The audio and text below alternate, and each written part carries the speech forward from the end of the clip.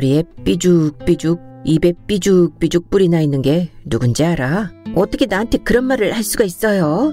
도대체 산책을 몇 시간이나 하는 거야? 산책을 하루쯤 안 가면 어때서 그래? 어때서라니?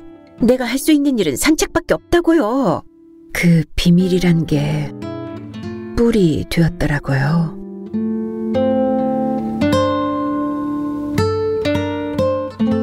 밤이 아닌 산책. 임이욱.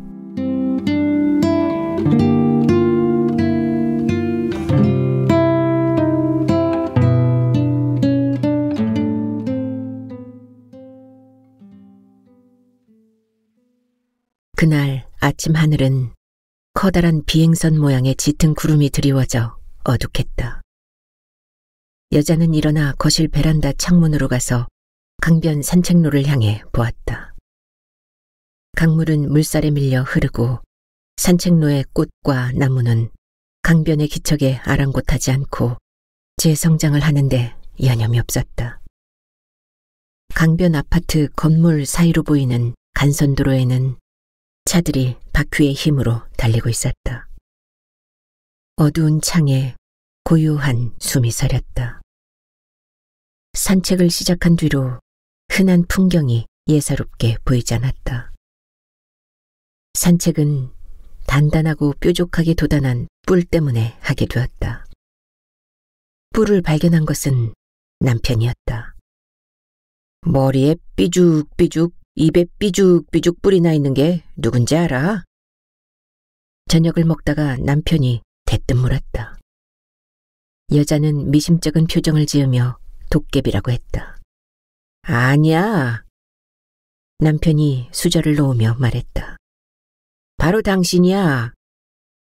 여자는 남편을 쳐다보았다. 아니야, 아니라고 대답해야 하는데 여자는 벌컥 화부터 냈다. 뭐? 어떻게 나한테 그런 말을 할 수가 있어요?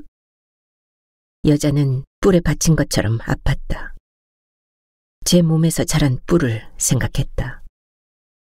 좋은 엄마가 되어야 한다는 강박과 아이를 키우면서 드는 끝모를 불안감과 집안일에 사력을 다하면 몰려오는 피로감과 자꾸만 희미해져가는 자존감과 뭔가를 잃은 것 같은 상실감과 때때로 엄습하는 무력감 등 복잡한 감정들이 이상한 뿔이 되어버린 것일까. 그러니까 집에 있으면 뿔만 나니까 산책이라도 나가보는 건 어때? 애 재우고 가면 되잖아. 산책이라니. 그것도 밤에. 여자는 얼굴을 꿈틀거리며 어떤 표정을 지어야 할지 고민했다. 나도 같이 나가고 싶지만 애를 혼자 둘 수 없으니까. 남편의 목소리에는 아쉬움이 묻어났지만 서운한 기색은 없었다.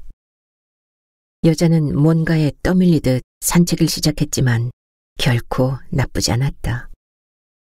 아파트 앞에 조성된 강변 산책로는 생각보다 환했고 고요했다. 첫날은 10분 만에 집으로 돌아왔다. 남편은 걸음과 교감을 나누는 것이 산책이라고 잠꼬대하듯 말했다. 다음 날의 여자는 30분 정도 산책을 했다. 그 밤은 깊고도 평온한 잠을 잤다. 뿔들이 몽땅 뽑힌 것만 같았다. 여자는 아파트 11층의 창문에 잠금 장치를 열고 창문과 방충망을 젖혔다. 물레를 품은 바람이 얼굴을 스치고 머리카락을 날렸다. 베란다 난간을 잡고 창틀을 밟고 올라섰다.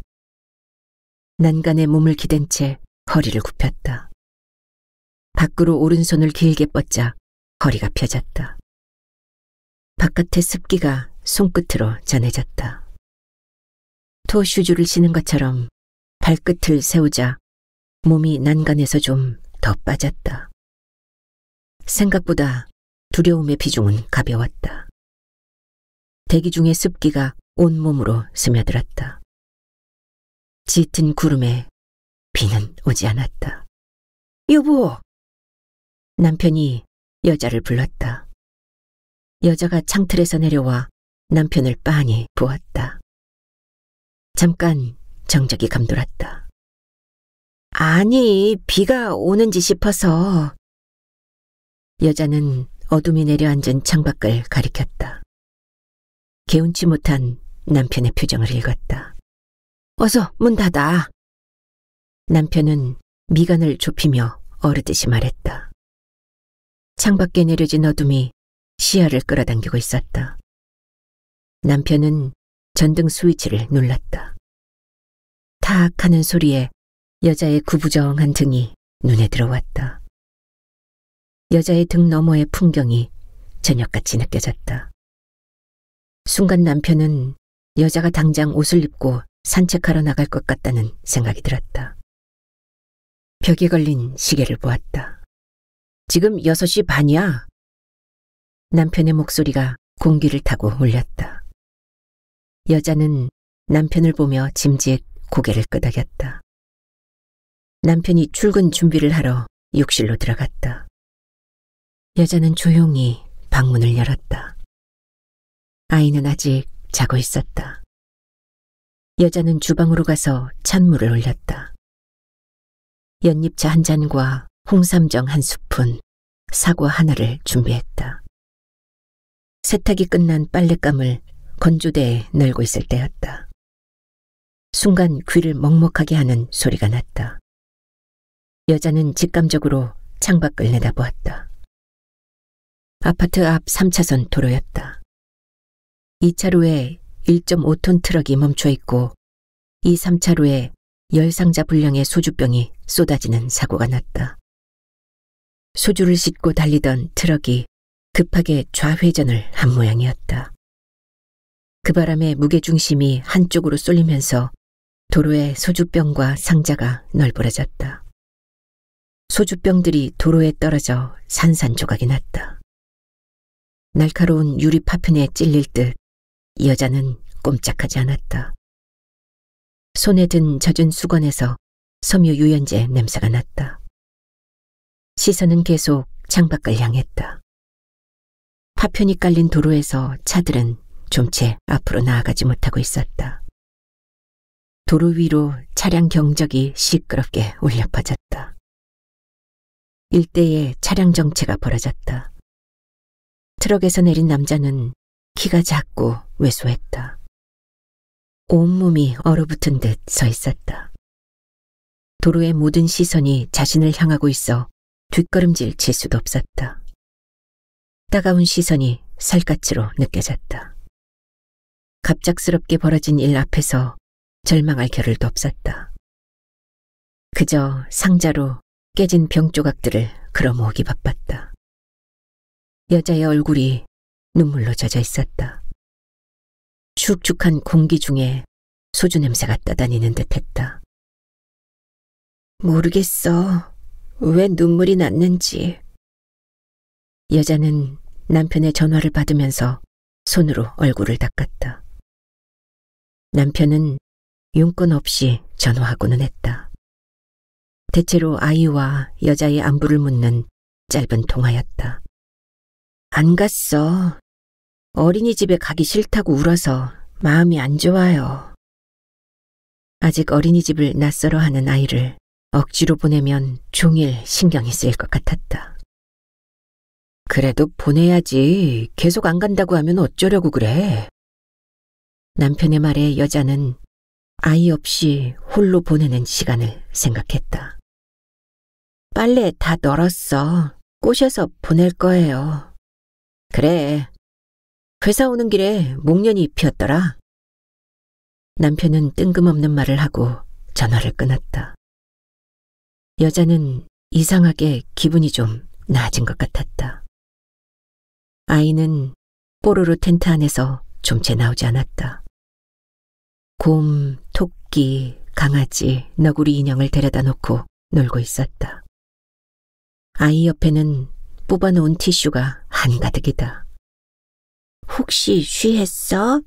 응가했어? 기다려봐. 아이는 망설임 없이 티슈를 뽑았다. 아기에게 기저귀 가려주듯 곰의 다리 사이에 티슈를 끼웠다. 하루에 아이 기저귀를 10번 넘게 갈아주었던 날들이 떠올랐다. 깊은 밤이 되어도 고단한 하루가 끝나지 않는 생활의 연속이었다. 시도 때도 없이 우는 아기를 달래야 하는 하루의 끝을 알 수가 없었다. 2~3시간 간격으로 모유 수유를 했고 수시로 기저귀를 갈고 씻기고 닦고 난 뒤 빨래와 청소를 끝내면 허기져 맛도 모른 채 위장에 쑤셔넣는 수준의 식사를 했다. 아무리 먹어도 여자는 공복 상태처럼 예민했다. 거울 속에 비치는 질끈 묶은 머리, 수척한 얼굴, 퀭한 눈이 누구의 것인지 몰랐다. 나도 아닌 너도 아닌 모습이었다. 여자의 얼굴은 온데간데 없었다. 두 손으로 아무리 문질러도 낯선 얼굴이 지워지지 않아 당혹스러웠다. 여자는 우는 아이와 같이 울기도 했다. 기저귀를 살피면서 젖을 물리면서 울었다. 정확히 이유를 설명할 수 없는 눈물이 흘러내렸다. 아이에게 좋은 소리는 들려주지 못할 망정 우는 소리를 낸다고 엄마는 여자를 나무랐다. 여자의 산바라지에 두 집 살림하느라 엄마도 지쳐 있었다. 엄마는 출산한 여자를 갓난아기의 어미로만 대했다. 엄마는 젖이 잘 돌아야지 애가 큰다며 광어 미역국을 대접에 가득 담아주었다. 여자는 목이 메어 오는 것을 간신히 참으며 미역국에 밥을 말아 먹었다. 찌르르 하고 젖이 돌자 가슴이 아팠다. 눈물이 식탁 위로 떨어졌다. 여자는 환한 창밖을 액자 속 그림처럼 쳐다보았다. 남편은 여자의 후줄근한 모습을 본체만 채 했다. 여자가 파자마를 입고서 남편에게 다가가자 왜 이래 하며 밀쳐냈다. 순간 여자는 가슴이 복받쳐 올랐다. 남편은 미안해했지만 여자의 감정은 사그라지지 않았다. 퇴근한 남편은 몸져 누운 늙은이 같기도 하고 유치한 초딩 같기도 했다. 드라마 속 남편을 흉내내듯 여자를 안고 토닥여주기도 했다. 힘들지. 한국 경제가 힘들다며 능청을 떨었다. 여자는 눈을 흘겼지만 남편은 대수롭지 않게 여겼다. 남편은 오줌 기저귀에 똥기저귀를 수시로 내놓는 아이를 신기하게 쳐다보았다. 팔뚝만한 몸집이 나보다 더 많이 싸는 것 같다며 고개를 갸웃거렸다. 기저귀로 꽉 채운 쓰레기 봉투의 무게에 놀라 입이 쩍 벌어졌다. 남편은 틀림없이 몸집만 큰 아이였다. 여자는 몸살 기운을 느꼈다. 비상약통에서 종합감기약을 하나 꺼내 먹었다. 여자는 어린이집 가방을 어깨에 메고 아이를 챙겨 집을 나섰다. 아파트 입구로 나오자 소주병 파편이 널려있는 도로와 마주했다. 여자는 도로의 광경을 물끄러미 바라보았다. 어느새 도착한 교통경찰은 차량의 원활한 소통을 확보하고 소방대원은 도로 위에 깨진 소주병과 상자를 수습하고 있었다. 도로 주변을 지나가던 사람들은 발길을 잠깐 멈추었다가 이내 앞으로 내디뎠다. 버스는 정류장에 정차하지 못했다. 도로 한복판에서 승객들을 승하차시킬 수밖에 없었다. 사람들은 비명이라도 지를 듯한 표정이었다. 도로 위의 걸음들은 조심스럽고도 신중했다. 발밑에 파편을 밟지 않기 위해 안간힘을 다 썼다. 누군가가 아이를 불렀다. 돌아보니 얼굴에 곰보 자국이 있는 노인이었다. 여자는 아이와 등원 전쟁을 치른 표정을 애써 감추었다. 통장 일을 맡았던 곰보 노인은 마을 사람에 대해 모르는 것이 없었다. 한참 더 배가 내려와야겠네. 담달이 해산인데 호강 말고 부지런히 댕겨야 애가 나오지. 곰보 노인이 처음으로 건넨 말이었다. 여자의 사정을 훤히 꿰고 있는 말이 당황스럽고 불편했다. 많이 컸네. 어린이집에도 가고. 여자가 고개를 끄덕이며 곰보노인에게 인사했다. 아이에게도 인사를 하라고 말했다. 아이는 입만 쑥 내밀고 있었다. 내가 마음이 슬퍼서 인사를 못하겠어. 아이는 높임말에 익숙하지 않았다. 여자는 아이의 말에 적잖이 놀랐다. 아이고, 우리 아가 와 슬픈고. 참말로. 곰보노인은 어처구니가 없다는 듯이 고개를 내저었다. 내가 속상해서 눈물이 나왔어. 아이를 보던 곰보노인이 기가 막힌다는 표정을 지었다. 혀가 얼어붙은 것처럼 여자는 아무 말도 하지 못했다. 속상해서 어찌할꼬. 사내가 울면 되는가. 이걸로 만난 거 사 먹어. 곰보노인은 주머니에서 1,000원을 꺼내 아이에게 주었다. 고맙습니다. 아이는 주머니에 돈을 집어넣으며 인사했다. 그거 참 입이 야물다 야물어. 곰보노인의 마른 손이 아이의 부드러운 머리칼을 휘휘 저었다. 그때 그들 앞으로 장애인용 전동 휠체어가 지나갔다. 순간적으로 여자는 아이의 손을 잡아당겼다. 애엄마, 애가 다치는 건 한순간이야. 다치면 다 어미 탓이고.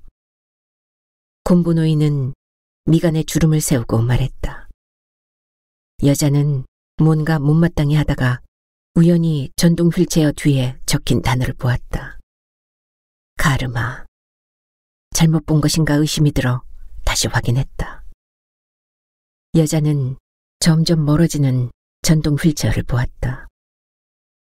아이는 자꾸만 여자의 손을 잡아당기고 있었다. 곰보노인은 사고가 난 도로 근처로 갔다. 살면서 깨진 술병을 이렇게 많이 보는 것은 처음이라며 주위를 서성거렸다. 길 위에서 배가 불룩하게 튀어나온 노인이 손을 들어 보였다. 어수선하고 산만한 분위기 속에서 곰보노인은 수인사를 알아채지 못했다. 배불뚝이 노인이 곰보노인 옆으로 다가섰다. 아침부터 재수없게 이게 무슨 일이냐고 말했다. 자기가 깬 것도 아닌데 뭘 그리 투정을 부리냐며 곰보노인이 퉁명스레 쏘아붙였다. 배불뚝이 노인은 죽은 영감이 쌓아놓던 소주병이 생각난다며 초록색 파편에 눈을 흘겼다. 입술을 달싹거리던 곰보노인이 배불뚝이 노인을 슬쩍 쳐다보고는 말았다. 아파트 앞 도로로 향하던 차들 중 몇몇이 맞은편 길목으로 빠져나갔다. 강변 길목에는 고깃집과 레스토랑 그리고 카페가 늘어서 있었다. 길목 안으로 들어가면 살갑게 붙어있는 주택들이 많았다. 온기가 숨은 담장 중에 두 노인의 집도 자리했다. 주택가 골목에는 세월이 공들여 쌓아놓은 내력이 곳곳에 깔려 있었다. 금세하네. 저걸 언제 다 치우나 싶더니만. 곰보노인이 소방대원을 보았다. 도로에서 소방대원은 플라스틱 삽으로 깨진 소주병을 쓸어 담는데 여념이 없었다. 경찰의 수신호로 도로 정체도 조금씩 풀리고 있었다. 우리나라는 경찰하고 소방관이 없으면 일이 안 돼. 배불뚝이 노인이 고개를 절레절레 흔들었다. 갑시다. 서 있기도 힘드네. 곰보노인이 인상을 찌푸리며 고갯짓으로 강변 산책로 방향을 가리켰다. 그런데 왜 교통지도 하는 해병대가 안 보이지? 번뜩 생각난 듯 배불뚝이 노인이 말했다. 곰보노인은 대꾸하지 않고 뒷짐을 지었다. 길 위를 휘적휘적 걸어가는 두 노인의 어깨와 손에 든 가방이 들썩거렸다. 길 위에 그림자는 없었다. 하늘에는 구름이 잔뜩 끼어 있었다. 노인의 걸음은 강변 산책로를 향했다. 아파트 상가 마트 안에는 손님이 없었다. 아이는 가지런히 진열해 놓은 과자를 둘러보고 있었다. 초콜릿과 과자, 사탕 앞에서 아이는 여자의 손을 놓았다. 슬프고 속상한 감정은 달아난 지 오래였다. 마트에 오는 즐거움을 아는 아이는 콧노래를 흥얼거리며 걸었다. 이토록 가벼운 걸음이라니. 아이의 걸음은 돌이 지나서 늦게 시작했다. 걷기 시작하면서부터는 거의 뛰는 수준으로 걸어다녔다. 그때부터 여자는 줄곧 운동화만 신었다. 아이가 넘어져 다칠까봐 긍긍하며 쫓아가는데 운동화만 한 게 없었다. 아이는 자주 오는 기회가 아니라는 것을 아는 듯 과자를 고르는 데에 제법 신중했다. 마트 사장은 휴대폰으로 고스톱 게임을 하고 있었다. 화투장을 내려치는 소리가 잦게 들렸다. 여자가 마트 입구로 가서 도로 쪽을 향해 보았다. 도로에 널려있던 초록색 파편이 눈에 띄게 줄어들었다.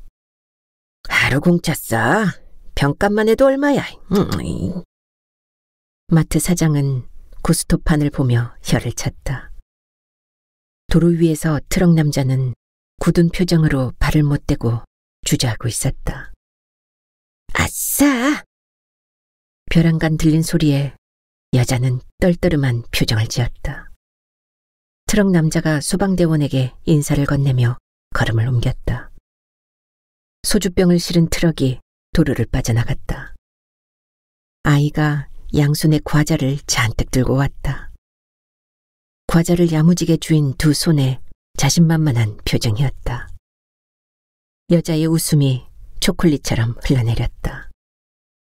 아이를 과자로 꿰어서 어린이집에 보내려는 자신이 우스웠다. 아이는 어린이집에 가기 싫어했다. 낯선 곳에서 놀고 밥 먹고 낮잠을 자는 일은 생각보다 적응하기가 쉽지 않았다. 밤잠을 자다가 헛소리도 하고 울기도 했다. 그런 모습이 안쓰럽다가도 등원 준비를 할 때면 아이와의 실랑이에 짜증이 솟구쳤다. 아이는 빼빼로를 손에 쥐고 오물거렸다. 어린이집은 걸어서 10분 남짓한 거리에 있었다. 여자는 아이가 좋아하는 동요를 불러주며 걸었다. 목이 붓고 따끔거렸다. 감기약이 제대로 듣지 않는 모양이었다. 노래가 멈추자 아이는 노래를 불러달라고 했다. 목이 아프다고 아이에게 말했다. 아이는 목이 아프면 하고 운을 떼더니 목이 아파도 불러달라고 했다. 아이의 동그란 정수리를 내리칠 뻔했다. 다시 노래를 시작하자 아이가 따라 불렀다. 어린이집에 가까워지자 여자는 친구와 과자를 나누어 먹고 재미있게 놀라고 일렀다. 아이는 대답하지 않았다. 아이에게 닿지 못한 말들이 어디론가 흩어졌다. 어린이집 앞에서 아이는 과자를 혼자 다 먹을 거라고 했다. 울음이 터질 것 같은 얼굴이었다. 그리고 여자와 영영 멀어질 듯이 뒷걸음질을 쳤다. 여자는 다가가 아이를 품에 안았다. 엄마랑 사자 놀이터에서 놀고 싶어요. 아이가 귓가에 대고 울먹거렸다.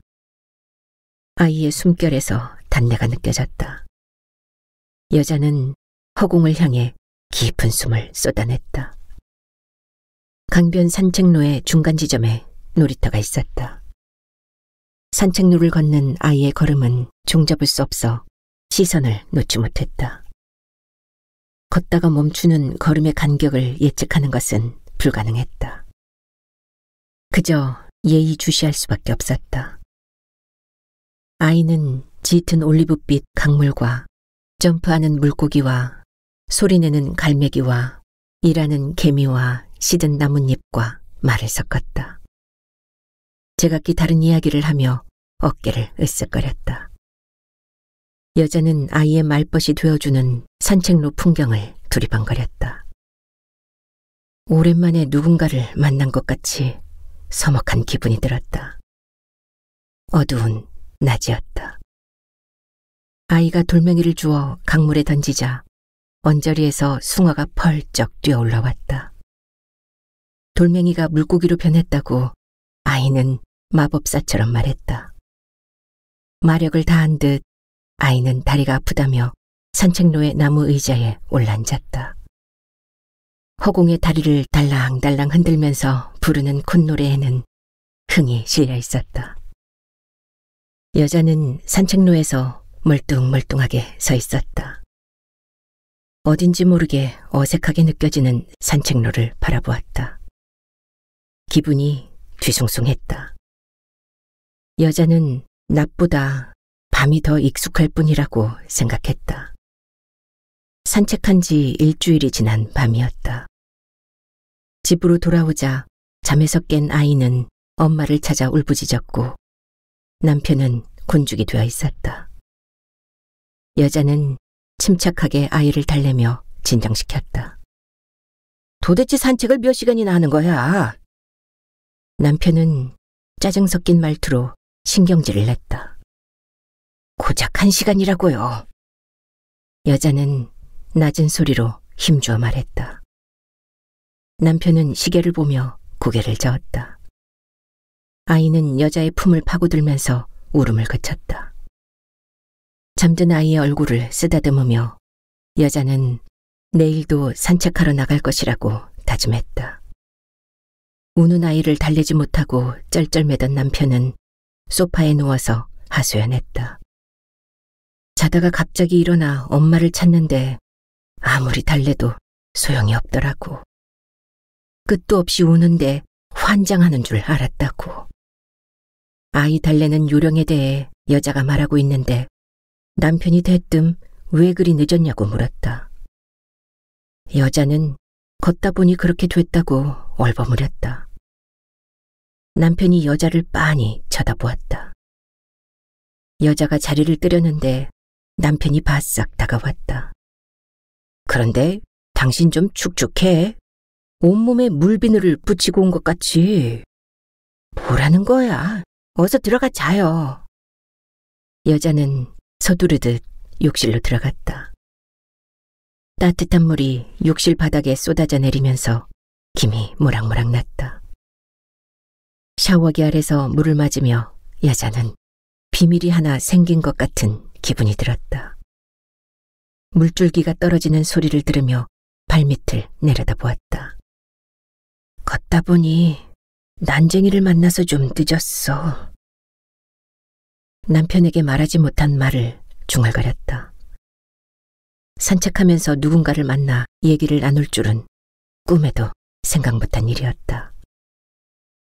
여자가 강변의 정적을 느끼면서 걷다가 문득 고독의 순간을 맞이할 때였다.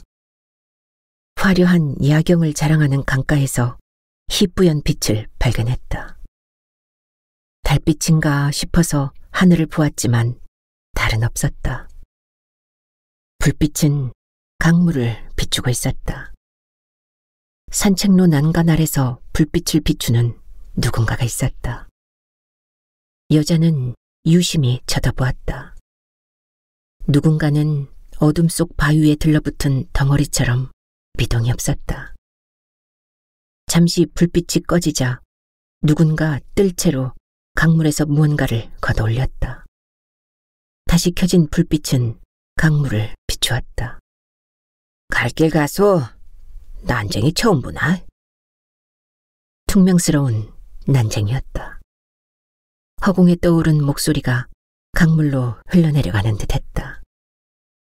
여자는 이상하게 기분이 나쁘지 않았다. 난쟁이도 뿔이 있는 것 같아 왠지 동질감이 느껴졌다. 난쟁이들 많이 봤는데 야간 근무는 할만하세요? 여자는 아무렇지도 않게 말이 나와서 스스로도 의아해했다. 낯선 사람에게 말하는 것이 얼마만인가 싶었다. 저도 모르게 나온 말은 제법 흥미로웠다. 야간 근무를 안 해보았으면 말을 마소. 난쟁이의 말투는 한결 누그러져 있었다. 여자는 느닷없이 억울한 기분이 들었다. 저 24시간 풀로 근무하는 사람이에요. 애 보는 일은 출퇴근이 없다고요. 입에서 뿔이 솟아나는 것을 느꼈다. 여자는 자신의 목소리가 왠지 공허하게 들렸다. 세상에 쉬운 일이 어디 있어? 그런데 난쟁이들이라니 어디서 봤어? 여자는 두터운 막을 걷어낸 듯 발을 난간에 걸치고 몸을 기울였다. 얘기가 조금 즐거워질 것 같았다. 술집에서요. 난쟁이 술집이 보라카이에 있어요. 난쟁이는 여자의 말을 재차 확인했다. 여자는 보라카이 뒷물에 있는 호비 터번에서 맥주를 마시고 난쟁이와 사진도 찍었다고 이야기했다. 5년이 지난 일인데도 너무나 선명하게 기억났다. 친구들과 선셋 세일링을 즐기며 자유를 만끽했던 시간이 아득하기만 했다. 천국일세. 보라카이. 환경오염으로 관광객을 안 받는다는 곳이지? 잘 아시네요. 알고 있어야지. 우리같이 업이 많은 사람은 그렇소. 그래야 먹고 살 방도를 찾을 수 있으니까. 보라카이, 가고 싶네. 여자는 강물에 일렁이는 야경을 보았다. 새삼 기이할 정도로 화려해 보였다. 이런 곳이 아닌 곳이라면 난쟁이는 산책로 아래서 몸을 숨기지 않아도 될까 하고 생각했다. 언젠가는 갈 수 있지 않을까요? 여자는 읊조리듯 말했다. 난쟁이는 맞장구 치지 않았다. 어쩌면 그런 날이 오지 않을 것을 알고 있는지도 몰랐다. 다시 불빛이 꺼졌다. 난쟁이는 뜰채를 잡고 뭔가를 걷어 올렸다. 다시 불빛을 켜고 강물을 비추었다. 많이 잡았어요? 여자가 속삭이듯 물었다. 장어는 비밀이 많소. 강에서 순놈으로 살다가 바다에서 암놈으로 변해 알을 낳고 죽거든. 한 몸으로 어떻게 번식하는지 아무도 몰라. 강에서 먼 바다로 어떻게 가는지 또 새끼들이 어떻게 강으로 돌아오는지 아무도 모르지. 그 비밀이야말로 생존 전략이 아니겠소? 여자는 끝없이 흐르는 물결을 보았다. 살아남기 위해서 물결을 타고 멀고 먼 길을 가는 장어의 모습이 그려졌다. 장어가 어디로 어떻게 가는지 물결은 알고 있는 듯했다. 그 비밀이란 게 계속 걸어야겠어요. 여자는 눈앞에 아스라이 펼쳐진 길을 보며 말했다. 잘 걸어갔소. 제 걸음대로 산다지 않소. 점쟁이처럼 내다보는 것 같이 들렸다. 여자는 아이를 쫓아가는 걸음을 떠올렸다. 어서 걸어가소. 더 늦기 전에. 여자는 난쟁이의 말을 곱씹었다. 더 늦기 전에. 난간에서 여자는 내려왔다. 인사 대신 많이 잡으라고 했다. 여자는 걷다가도 어느 순간이 되면 강물을 비추는 불빛에 대해 생각했다. 불빛의 자리를 유심히 내려다보기도 했다. 그 자리에는 여자를 기다리는 어떤 존재가 있을 것만 같았다. 여자는 산책로 난간 아래를 두리번거렸다. 불빛을 비추던 자리가 어딘지 찾고 있었다. 고개를 갸웃거리다가 어느 한 구석이 눈에 익었다. 여자가 강가 난간에 올라가 발을 걸치고 몸을 내밀려고 할 때였다. 애엄마! 거기서 뭐 와요? 크고 매서운 목소리였다. 놀란 여자는 난간을 내려와 엉거주춤 섰다. 머리가 빙 돌았다. 군부 노인이 엄한 얼굴로 노려보았다. 애 보는 앞에서 찬물도 마시지 말라 했거늘. 어잉? 배불뚝이 노인도 옆에 서 있었다. 여자는 야단 맞는 아이처럼 어쩔 줄 몰라 했다. 마침 아이가 엄마를 부르며 달려왔다. 여자는 아이를 끌어안았다. 아이가 여자의 등을 도닥였다. 딸내미랑 떼 빼고 광내서 어디 가려고? 배불뚝이 노인의 목소리에 곰보 노인이 고개를 돌렸다. 산책로 맞은편에서 와인색으로 염색한 노인과 딸이 목욕 가방을 들고 걸어왔다. 아이는 다람쥐 먹이를 찾는다며 산책로에 늘어선 나무 아래로 갔다. 여자의 시선은 아이와 노인들 사이를 오갔다. 뭐 뻔한 걸 묻고 그래? 애인 만나러 가겠지. 군보 노인이 거들었다. 염색 노인은 수줍게 웃었다. 우리 아저씨랑 꽃구경 가요. 딸 목소리가 가랑가랑했다. 딸내미가 더 신났네. 그리 좋아. 군보 노인이 말했다. 그럼요. 놀러가고 만난 것도 사주고 돈도 많고 꼭 우리 아빠가 보내준 아저씨 같아요. 딸은 천진난만한 표정으로 스스럼 없이 말했다. 여자는 제 낯이 부끄러워지는 것 같았다. 참말로 복 터졌네. 배불뚝이 노인의 비꼬는 듯한 말투에도 염색 노인은 배시시 웃기만 했다. 딸내미도 시집가서 애 낳고 해야지. 곰보 노인이 딸을 가만히 쳐다보며 말했다. 가고 싶은데 남자가 없어요. 아저씨 같은 남자가 딱 맞는데. 딸은 혼자서 희죽거렸다. 배불뚝이 노인이 강 너머를 보며 고개를 저었다. 시선이 오가다가 여자와 염색 노인이 서로 눈을 마주쳤다. 염색 노인이 아른 척하자 여자는 적잖이 당황했다. 염색 노인과는 말을 섞어본 적이 없었다.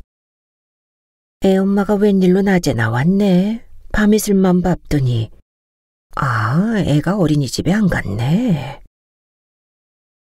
염색 노인은 혼자 묻고 답하면서 고개를 끄덕였다. 여자는 놀란 기색을 애써 참았다. 채신 없이 밤이슬이라니. 머리가 지끈거렸다. 여자는 마뜩찮은 눈으로 염색 노인을 보았다. 염색 노인은 먼저 가보겠다며 딸과 함께 걸어갔다. 민들레 씨앗이 바람을 타고 흩어져 날아갔다. 여자는 아이의 손을 붙들어 잡았다. 바닥에 꺼질 듯 몸이 무거웠다. 집으로 돌아가 쉬고 싶었다. 노인들은 모녀의 뒷모습을 지켜보며 중얼거렸다. 저 팔푼이를 어째 제 아비 컨테이너에 깔려 죽고 200씩은 나온다지. 그러니 팔푼이가 놀고 먹지. 어쨌든 복 터졌어. 서방 노른빛 갚는다고 어지간히 고생하더니만. 끊임없는 이야기가 산책로를 떠다녔다. 노인의 걸음은 세워라 내워라 부르듯했다. 여자는 낮잠을 재우면서 아이와 같이 까무룩 잠이 들었다. 그 사이에 부재중 전화 2통과 문자가 와 있었다. 남편이었다. 회식이 있어 늦겠다는 문자를 들여다보다가 통화 버튼을 눌렀다. 그럼 몇 시에 와요? 글쎄 모르겠는데. 남편은 여자의 말에 관심이 없는 듯했다. 모르겠다니 나 산책 가야 하잖아요. 날카로운 목소리가 튀어나왔다. 여자는 자동차 장난감을 가지고 노는 아이를 힐끔거렸다. 시간을 정해놓고 하는 회식이 어딨어. 산책을 하루쯤 안 가면 어때서 그래. 남편이 받아치는 말은 너무나 뻔뻔하고 당당했다. 어때서라니? 내가 할 수 있는 일은 산책밖에 없다고요. 여자는 화가 치밀어 올라 쏘아붙였다. 마음대로 하라며 남편은 전화를 끊어버렸다. 귓전에서 불통의 신호음이 내내 울렸다. 11시까지 안 오면 그냥 갈 거야. 산책 나간다고요. 여자는 시계 앞에서 문자를 보냈다. 언제부터인가 여자의 시간은 그대로 멈춰버렸다. 그런데도 시간은 잘도 흘러갔다. 걷잡을 수 없이. 거실 창밖으로 어스름이 지고 있었다. 여자는 저녁 준비를 하면서 밤이 오기만을 기다렸다. 현관 센서 등이 탁 켜지자 아이의 새근거리는 숨소리가 귓가에서 달아났다. 여자는 현관에 놓인 운동화에 발을 꿰다가 벗었다. 신발장을 열자 에나멜 구두가 눈에 띄었다. 임신하면서부터 신지 못했던 구두를 꺼냈다. 구두가 발에 맞아 웃음이 났다. 그때 현관문 번호키 누르는 소리가 들렸다. 남편이 고기 냄새와 퀴퀴한 냄새를 풍기며 들어왔다. 여자는 남편을 흘겨보며 문을 열었다. 밖에 날씨가? 남편은 말을 맺지 못한 채 구두를 신고 나가는 여자를 멀거니 쳐다보았다. 또각또각 소리가 귀에 매달렸다. 여자는 산책로를 걸어나가기 시작했다. 아랫배에 힘을 주고 어깨를 펴고 허리를 세웠다. 고개는 살짝 당겼다. 구두 소리가 가슴을 두드리듯 했다. 어김없이 강물은 넘실거리며 흘러갔다. 강물 위로 화려한 야경의 불빛이 번져 흐르고 있었다. 여자는 산책로에 고요속을 걸었다. 걸음마다 환한 발자국이 생겨날 것만 같았다. 꽃이 얼마나 예쁘게 피려고 이렇게 바람이 찬 거야. 여자는 중얼거리며 바람이 쓸고 간 얼굴을 매만졌다. 새 한 마리가 소리 없이 강물 위로 날아갔다. 저 멀리 짙은 안개가 자욱하게 피어오르고 있었다. 높은 건물이 안개에 반쯤 가려져 희미했다. 안개에 가려진 모습은 안개가 거친 후에 드러날 것이 분명했다. 강물에 흐르는 물결처럼 안개가 끊임없이 밀려왔다. 얇고 투명하게 퍼져오는 안개에 시야가 몽롱하게 흐려졌다. 안개가 서서히 내려앉았다. 이토록 환하다니. 물비늘이 여자의 몸에 달라붙었다. 여자는 안개에 젖어 안개 속을 헤집으며 걸어나갔다. 구두 소리가 나는데도 걸음은 도무지 나아가질 않는 듯했다. 여자는 발밑을 내려다보았다. 흰 그림자 하나가 올려다보고 있었다. 두 발에 못이라도 파고드는 것처럼 아파왔다. 안개에 젖은 몸 밖으로 흰 그림자가 말라 있었다. 젖은 몸이 순식간에 바싹 말랐다. 헤어지지 못한 흰 그림자의 살레가 몸속으로 퍼져갔다. 몸이 휘청거렸다. 눈물이 양수처럼 차올랐다. 여자는 흰 그림자의 발자국을 따라가 손을 내밀었다. 잡힐 듯 잡히지 않는 흰 그림자는 끝내 손에 닿지 않았다. 여자는 눈을 질끈 감았다. 어깨가 떨려왔다. 사타구니에서 흐르는 물결을 타고 흰 그림자가 떠내려갔다. 하나의 존재가 될 수 있었던 아이. 이곳이 아닌 다른 곳으로 흘러간 아이. 차디찬 핏빛의 덩어리인 채로 떠내려갔다.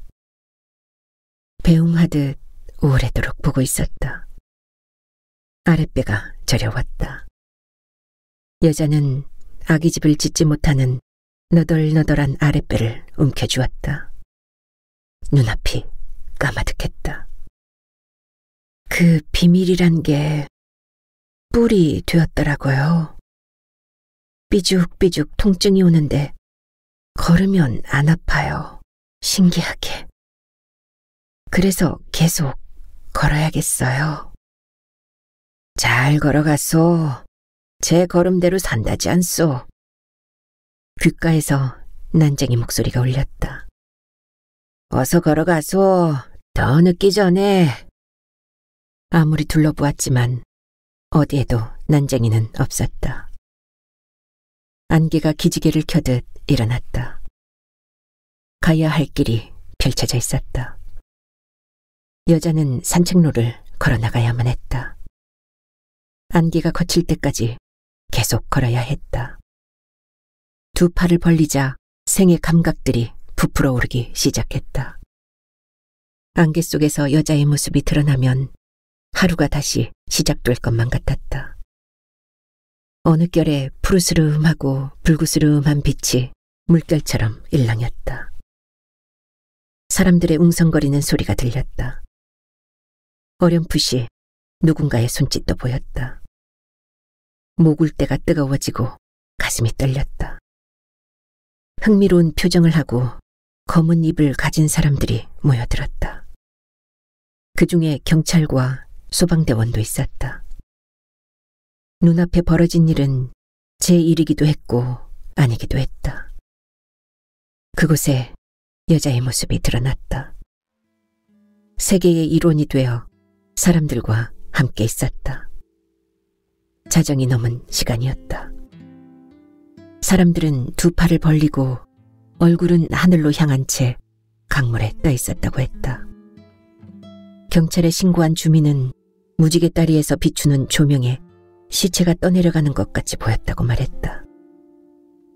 강변 산책로를 걷고 있던 주민은 살려달라고 허우적거리지 않아서 사람이 빠진 줄 몰랐다며 고개를 내저었다.